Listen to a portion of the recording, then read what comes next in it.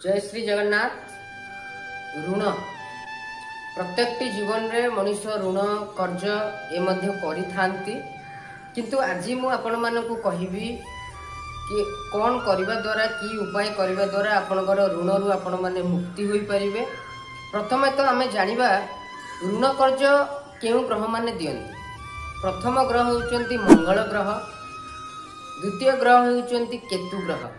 जदि आपणकर मंगल खराब अच्छी आपण जेलसी भावना करती, अन्य ऊपर ईर्षा परायण होती, से परिप्रेक्षी रे आपणकर सांग एवं आपणकर परिवार लोक आपनको साथ दियंतिनी। ये होउची गोटे कारण। एवं आपणकर शरीर ताकत पराक्रम साहस ए मध्ये आपनको साहस रो कमी थाए, जेतु आपण डरी डरी रुहंती, सेति पई कार्य क्षेत्र रे आपण माने असफलता होंती।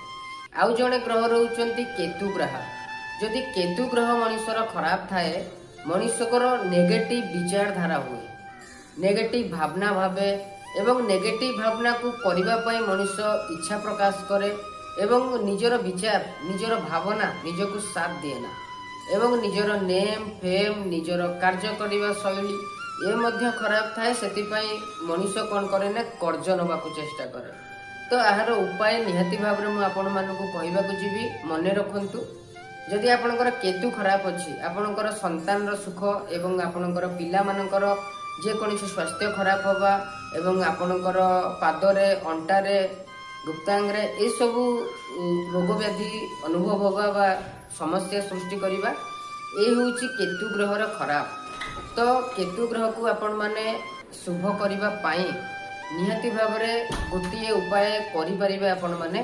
प्रथमटी उपाय होउची सकाळ समय रे 5:30 भितरे आपण माने मंदिर जांतु। गुरुवार दिन मंदिर जिवे एवं गुरुवार दिन जाई सल्ला परे आपण माने हाथ रे किछि खेलना नेबे, छोट पिलांकर खेलना नेबे, आकु नै कि परमात्मा को मंदिर रे अर्पण करिवे।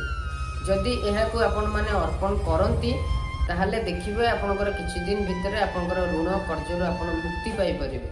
किंतु ए नो कि खाली आपण माने उपाय करिदेले होबो।